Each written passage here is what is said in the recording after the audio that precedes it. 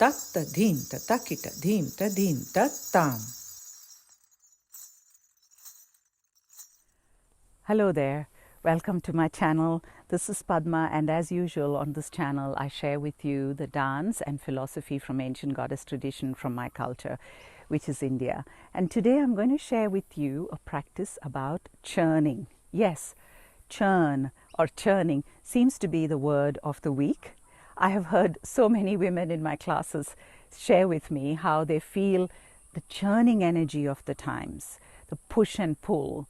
They feel it within themselves and they feel it outside. Well, of course, the inner and the outer are mirrors of each other, so that is inevitable.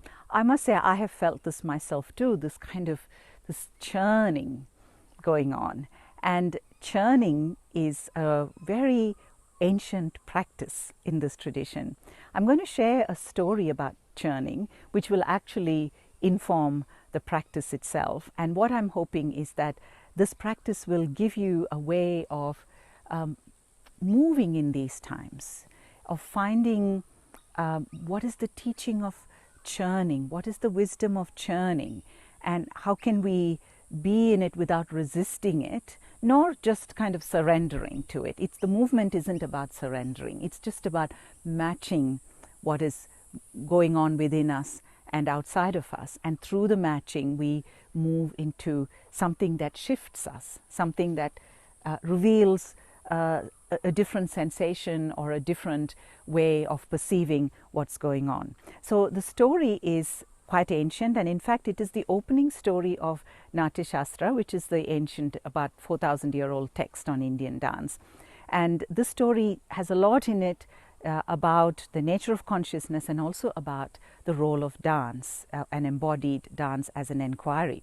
So in the ancient times, there was a moment when the gods, who are called the Asuras, and the not so godly beings, now they are called Asuras, and generally people call them demons, but I don't like to really call them demons, because what is meant by the gods is people whose consciousness is a little bit more evolved towards being able to perceive reality more fully. And the not so godly are those who are much more looking at reality through their minds, which would be many of us in these times. So I don't want to call us all demons. So I'm going to say the not so godly beings.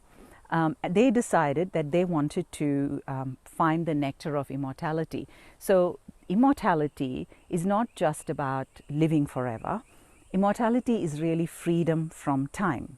So when we think about life in a very linear way, like, time, I'm born and then I go through all these years and then I die, then there is this kind of, this linear way of looking at life. But really, immortality is when you free yourself from time, when everything is about this moment, when you're being born, every moment. You die and you're born. You die and you're born in every moment. So that is what is really meant by immortality.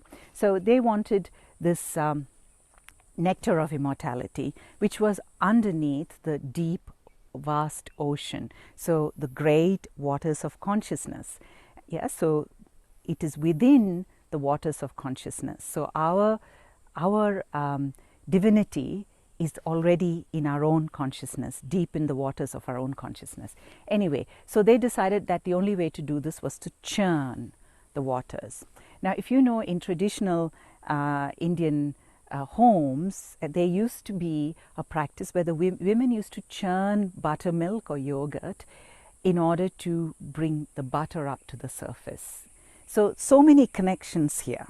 Yes, so it's a similar thing, like churning the waters so that whatever in the depths can rise up to the surface.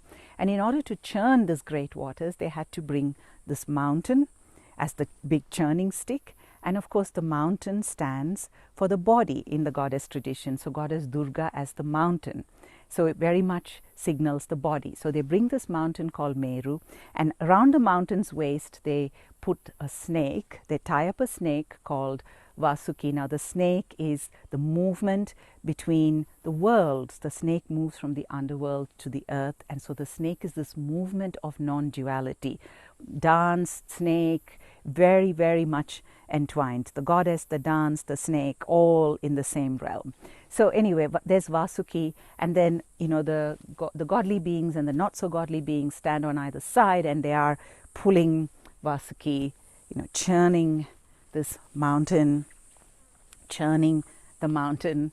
And as they're churning, lots of things come up. Lakshmi comes up, goddess Lakshmi, who stands for earth and family and society and work and all those worldly things.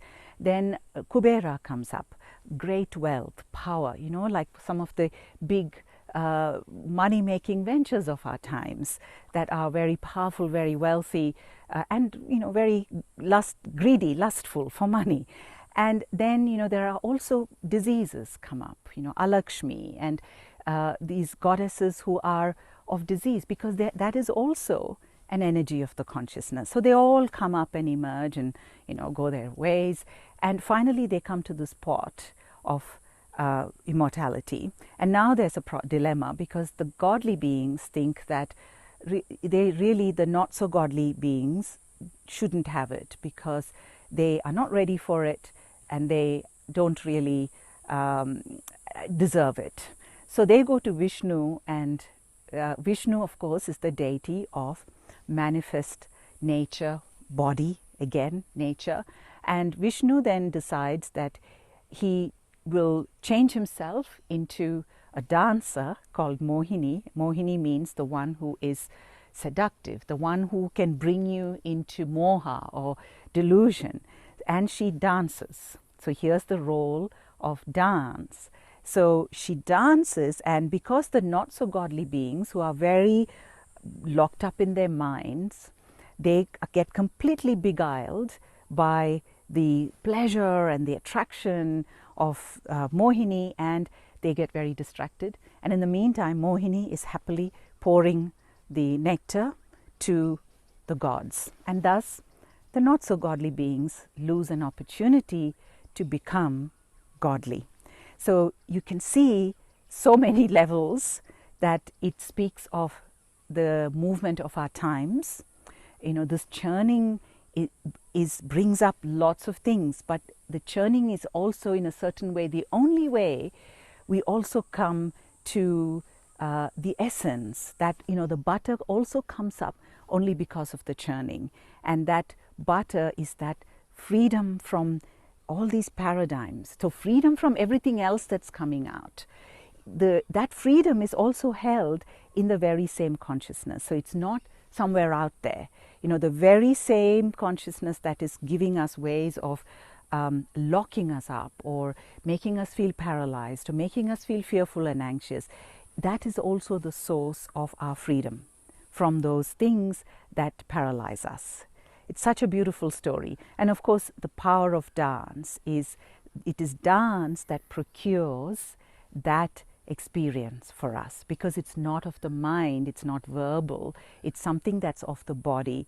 And so it is the dance that comes from the depths, like this movement of the snake that comes from the depths, that actually procures that immortality for us. So having verbalized all this, let's just go into this movement of churning in the dance. And I hope that when you do this in these times, rather than speaking about churning, which really, the minute you use the word, the mind doesn't like it, let's see how the movement can bring us some pleasure and some change, shift our perception. And let's see, if it can cleanse us. This is really a consciousness cleansing practice. That's what this is. Okay, so we drop down into the lower body, hinging your hips a bit. Drop your weight, put your hands on your body, drop all that thoughts and worries and, looking for solutions and answers and which side should I belong to, and the arguments and conflicts. Everything, just drop it into your feet. And it's very useful in the feet, because in the weight, you can actually pull yourself into the ground. So let's be the mountain here. Really, the mountain rises up from the earth. So lovely and grounded. and then rising up, opening that chest, chin is down, and we free the hips. So this is the Vasuki here. Vasuki who is being pulled on either side. The snake. So think about, there's like a rope tied here, and the not so godly beings, the godly beings, they're all pulling. So now as they're pulling, of course, you've got the sideways, and then you've got this turning as well. When you pull something, it's this multidimensional movement, churning, multidimensional movement. And especially when you're going this way, then it's got this twisting and it's got this lateral movement. So you can see the movement is multidimensional. Give up mastery. Give up trying to do this perfectly. No perfection. It's very messy. Churning is a messy affair. If you've seen the women in India do it, it's very messy. There's buttermilk spilling everywhere. And now here's the spilling. All sorts of things spilling. And then you can stamp the feet just to give that transfer of weight. Spill out. Ta-dum, ta-da-da, ta-ta. And get the head. Ta-da-da-da-da-da-dun. Ta-dum, ta-ta-da-da-da-da. There's Lakshmi, there's Kubera, there is our Lakshmi, and all sorts of beings coming out. Da-da-da-dum, da-da-da-dum, da-da-da, da-da-da-da-dum, da-da-da-da-da-da. And you go down and you rise up, da-da-da-da-da-da, and down and rising. Da-da. So here we are, churning the ocean. And yes, you can sing, say some nonsense words. It's all part of the practice. I'm not making it up. But really allow yourself, think of it as a cleansing, all those talking, words, arguments. Just clean them out,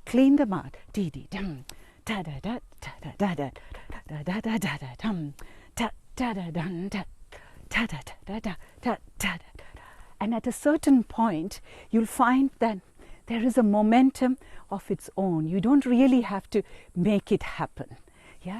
There's the churning, at a certain point, the churning just keeps happening, right? They get this momentum going, and then it's like you don't have to be so intentional about it. Just allow that to happen. And just enjoy the churning. It's like, do you feel lightness? Throwing it all out, splashing it all out and being messy without needing, to find solutions and answers. And to finish, let's be that rising. So rising.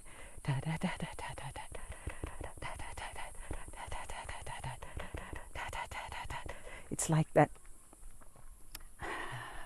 the energy from the depths. And just coming to a rest. And give yourself a little bit of space and time. Just moving the hips and just being very present to what is unfolding. Sometimes the moments after the practice are as important as what's going on in the practice. So when something blossoms, when there's a shift, it's very subtle. It's all usually coming from your lower body. So just spend a few minutes just being present. No need to find words. Just be present to it. And just carry it with you.